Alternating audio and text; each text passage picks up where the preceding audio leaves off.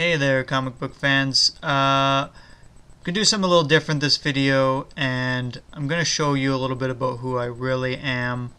I really have come to trust a lot of you guys. I know you. I know you're all really good guys, and I can trust you. I'm a bit of a social outcast because of my minuscule head size compared to my shoulders, and it's really been hard for me, which is a big reason I love comic books and other nerdy type things I can do from home. So I appreciate you guys watching my videos. I generally like to use a distorter that makes my face look a little more normal. But no, I really appreciate all you guys watching, and I know I can trust you, so I just wanted to show you for a minute who I really am. So here I am. Okay, so now my distorter is back on. I'm going to talk to you about some books because I feel a little more confident looking like this. Let's talk about probably my pick of the week, Black Science. Just a dark, beautiful book, a #1 issue, written by Rick Remender. I think the art is Matteo Scalera and Dean White. I don't know any of them. I heard that Rick Remender's a really good artist. I mean, a writer, but I've never read anything by him. And it really shows in this, though, that he is a great writer. When else, like writing #1 issues, I find is just really difficult, especially when it's a brand new character that no one's ever heard of or story group of characters. It's hard. You got 21 pages to like set up this story and get people intrigued and excited about the characters, and they just nail it. Like, starts off with some action. You got two people running in this mysterious planet or dimension or whatever it is they're on. He's lamenting about bad decisions he's made that brought him to that point. And you get this beautiful, dark but dangerous feeling place that they are. And you sense the danger mixed with the beauty, which is like just awesome, because you can see, when you see stuff like this, the guy's lamenting about his mistakes, that like delving into this black science to come here. But look at this. Like, of course you're going to be tempted to come here as a scientist.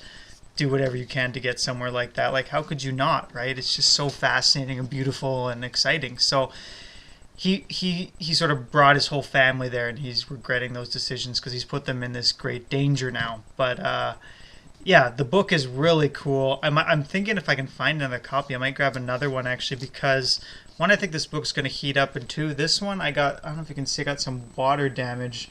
I put my book down on the counter, and there's a couple of drops of water I didn't see, and sure enough, I got the damage there, so want to get that fixed. What else did I read this week? Teenage Mutant Ninja Turtles number 28. End of the City Fall story. I don't know if you guys have been following the Turtles or whatever. City Falls has been pretty cool. It's basically all these different factions of New York City's villains and heroes kind of coming together in this war. So you got guys like Slash and the Hun there who end up fighting each other. You've got Casey Jones. You got Bebop and Rocksteady. Everybody loves them. And they're really well written, actually. They're really funny. They're just these big idiot guys who are so pumped to be mutated, and it's pretty good. Their solo story was one of the best ones of the solo stuff. So yeah, this storyline's coming to an end now, so if you guys are thinking of getting on it, might be a good time. I really have enjoyed it.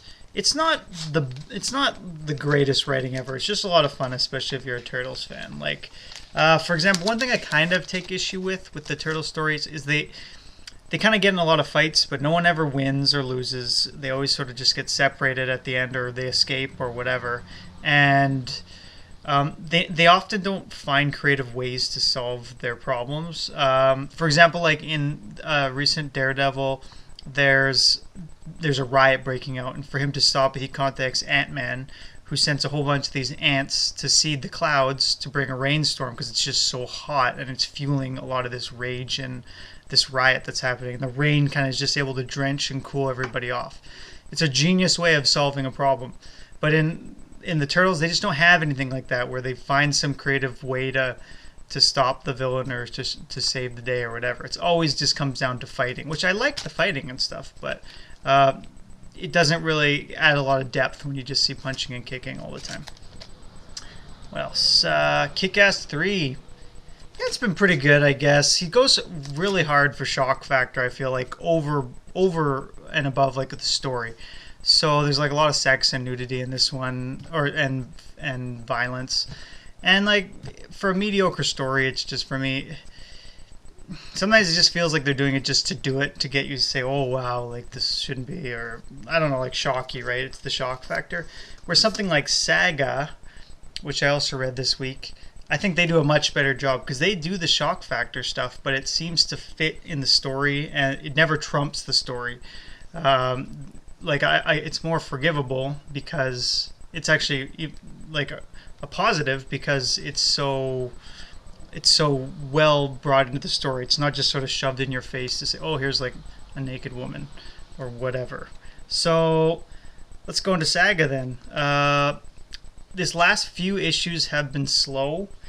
If you guys have been reading them, they've been kind of all the characters have been stagnating a little bit in the same location, and they haven't really made any major developments. Like, I don't mind if characters, like this is sort of a transient story. These characters are always on the go. You're always seeing new worlds and places and creatures. So if you're gonna pause that, that's fine. But something major has to develop within that, and just not really anything major develops in that time given. They're sort of just building their plans of where they're going to go and what they're going to do. But finally, at the end of this issue, it looks like all the different parties are coming together. So if you've been reading the story, you know they've all been separated.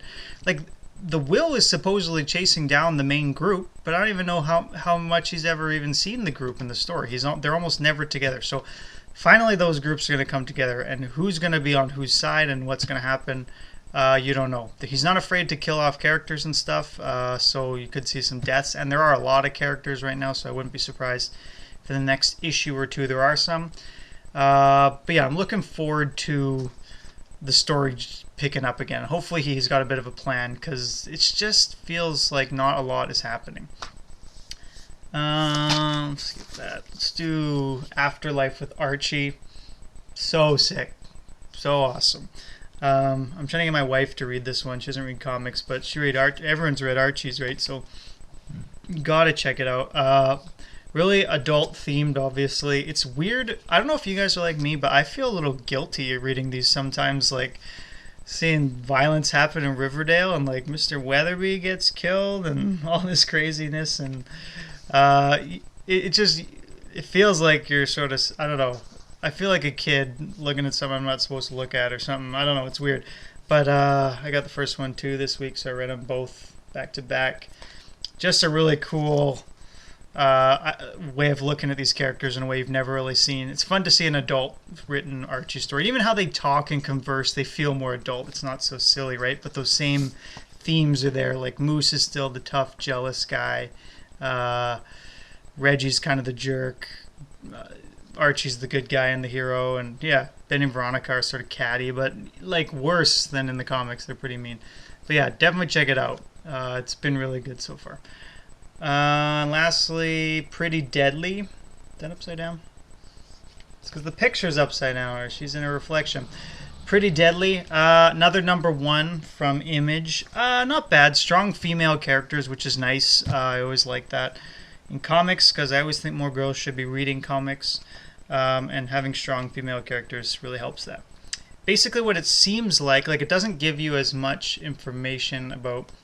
She's apparently the main character, but you don't even really see too much about her. You kind of hear a story about her origin, which apparently she was this beautiful young woman married to sort of a crazy, jealous guy who locks her in this tower, and she's trying to kill herself. And when death comes to see her, he falls in love with her, and they make a child. And this cowgirl who's driving around, I guess she's sort of works for vengeance. We don't really know. But she is sort of supposedly the child of death and this woman in the tower. So you actually get some similar themes with East of West. You kind of have death, falling in love, and being personified. So pretty good story. Hopefully it'll pick up a little bit. Not as strong as Black Science, but still pretty good, and hopefully it'll pick up. So those are my pickups this week. Thanks for watching. Take care, guys. We'll talk to you later. Peace.